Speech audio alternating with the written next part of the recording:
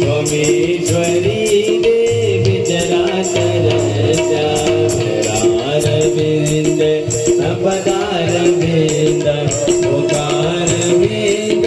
विनवेदयन्त वटवृषभद्रसुभुटे जयानं फलं मुकुन्द मनसस्मरामि कायेन वाचा मनसेन्द्रियोर्या बुद्ध्यात्मना